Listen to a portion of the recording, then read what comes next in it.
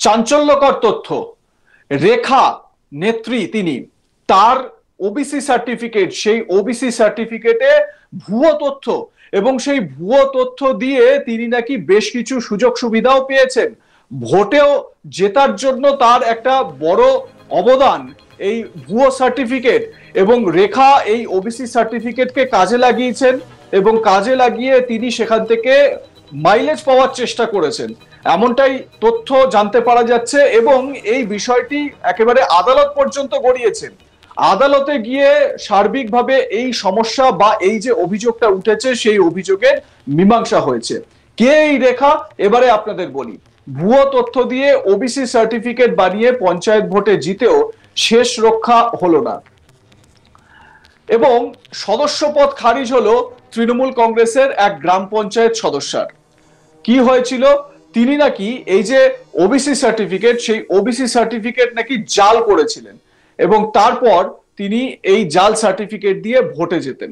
স্বাভাবিকভাবে এই ঘটনায় শোরগোল পড়ে যায়, এবং অবশেষে এই যে শাকির শেখ নামে সিপিএম এর এক নেতা, আমি বলছি এটা ফারাক্কার ঘটনা, ফারাক্কার একটি গ্রাম পঞ্চায়েত, বেওয়া টু গ্রাম পঞ্চায়েত, সেই বেওয়া টু গ্রাম পঞ্চায়েতের দখল তৃণমূল কংগ্রেসের ছিল এবং এখনো আছে তৃণমূল কংগ্রেসের। কিন্তু এক সদস্যা, তৃণমূলের এক গ্রাম পঞ্চায়েত সদস্যা এই রেখা খাতুন, তার বিরুদ্ধে মূলত অভিযোগ, তার বিরুদ্ধে যেটা অভিযোগ যে এই রেখা খাতুন তিনি নাকি এরকম ভাবে ভুল বা ভুয়ো তথ্য দিয়ে তার ওবিসি সার্টিফিকেট বানিয়েছিলেন, এবং সেই সার্টিফিকেট থেকে তিনি জয়লাভ করেছিলেন ভোটে জিতে। মানে সংরক্ষিত একটি আসন, সেই সংরক্ষিত আসনে তিনি জয়লাভ করেছিলেন তার ভুয়ো সার্টিফিকেট দিয়ে। তিনি আসলে ওবিসি নন।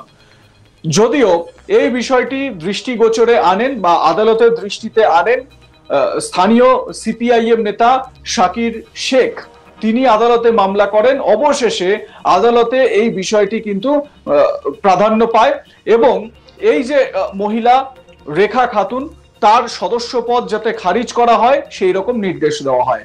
অবশেষে কোর্টের অর্ডারে ওই রেখা খাতুনের সদস্য পদ খারিজ করা হয়। এবারে আপনাদের জানাই যে এই শাকির শেখ তিনি কি অভিযোগ করছেন, তার কি বক্তব্য, ইনি আসলে মামলার পিটিশনার, তিনি কি বলছেন শুনুন। উনি ঝাড়খণ্ডের মেয়ে, উনি যে সিটটা থেকে দাঁড়িয়েছিলেন ওটা রিজার্ভ সিট, তো ওনার ওবিসি সার্টিফিকেট যেটা বানিয়েছিলেন সেটা ঝাড়খণ্ডের মেয়ে বেঙ্গলে, ঝাড়খণ্ডের মেয়ের বেঙ্গলে সার্টিফিকেট হয় না।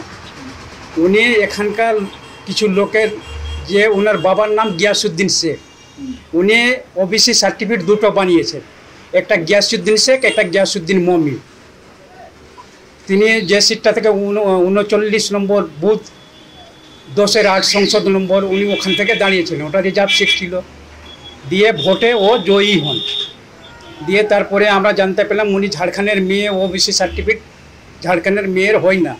দিয়ে আমি হাইকোর্টে গিয়ে কমপ্লেন করলাম। ওখান থেকে হাইকোর্টে করার পরে জঙ্গিপুর মহকুমাতে ইনকোয়ারিতে ডাকেন, ওনাকেও ডেকেছিলেন, আমাকেও ডেকেছিলেন। 29/9 ওর ওবিসি সার্টিফিকেট ক্যান্সেল করা হয়। ক্যান্সেল করার পরে উনি আবার অফিসে যাচ্ছেন, আসছেন, অফিসের কাজকর্ম করছেন। তারপরে আমি আবার একটা চিঠি করলাম, চিঠি এসডিও আবার হিয়ারিংয়ে আমাকে ডাকে, উনাকেও ডাকেন, প্রধানকেও ডেকেছিল, বিডিওকেও ডেকেছিল। সেখানেও প্রধানও উপস্থিত ছিলেন না, রেখা খাতুনও উপস্থিত ছিলেন না, শুধু বিডিও উপস্থিত ছিলেন। দিয়ে আমাকে এসডিও ম্যাডাম জিজ্ঞেস করলেন কীভাবে কেন অভিযোগ করেছেন, আমি এই কথাটাই বললাম ওনাকে। দিয়ে ওর আবার চিঠি করব, আবার সেই চিঠিতে উনি উপস্থিত ছিলেন। দিয়ে আমি গিয়েছিলাম, দিয়ে ওই এসডিও বললেন কি যান, আপনি চলে যান, যা করার আছে আমি করব। দিয়ে ওনার অফিসে মেম্বারশিপ খারিজ করা হয়েছে। আমি বললাম ওনাকে, এসডিও ম্যাডামকেও বলেছিলাম ওখানে পুনরায় নির্বাচন করা হোক সাধারণ মানুষের জন্য, এই বলে আমি বলে এসেছিলাম। তাই সবাই করে নিয়েছে, কোনো হুমকি টুমকি দেয়নি। আমি চাইছি ওখানে পুনরায় নির্বাচন হোক সাধারণ মানুষের জন্য। আমার কলিগ গোপাল ঠাকুর এ বিষয়ে তার প্রতিবেদনে কি বলছেন শোনাবো আপনাদের। দিয়ে ওবিসি সার্টিফিকেট বানিয়ে ভোটে জিতেও শেষ রক্ষা হলো না। শংসাপত্র জাল প্রমাণিত হওয়ায় তৃণমূল কংগ্রেসের এক পঞ্চায়েত সদস্য পদ খারিজ করা হলো জঙ্গিপুর প্রশাসনের পক্ষ থেকে। আর এই ঘটনায় রীতিমতো শোরগোল পড়েছে মুর্শিদাবাদ জেলার ফারাক্কা ব্লকের বেওয়া ২ নম্বর গ্রাম পঞ্চায়েতের তিলডাঙ্গা এলাকায়। সোমবার সকালে জঙ্গিপুর মহকুমার শাসক সিকাম জি সিং এক নির্দেশিকায় তৃণমূল কংগ্রেসের পঞ্চায়েত সদস্যা রেখা খাতুনের পঞ্চায়েত সদস্য পদ খারিজ করেন। স্থানীয় সূত্রে জানা যায় যে ফারাক্কা ব্লকের বেওয়া ২ নম্বর গ্রাম পঞ্চায়েতের মোট আসন সংখ্যা ১৭টি, যার মধ্যে গত পঞ্চায়েত নির্বাচনে ১২টি আসনে তৃণমূল কংগ্রেস জয়লাভ করে, 3টি আসনে সিপিআইএম এবং 1টি আসনে বিজেপি এবং 1টি আসনে নির্দল। পরবর্তী ক্ষেত্রে এই আসনে একটিতে জয়লাভ একটি সিপিআইএমের সদস্য রীতিমতো গিয়ে যোগদান করে তৃণমূল কংগ্রেসে।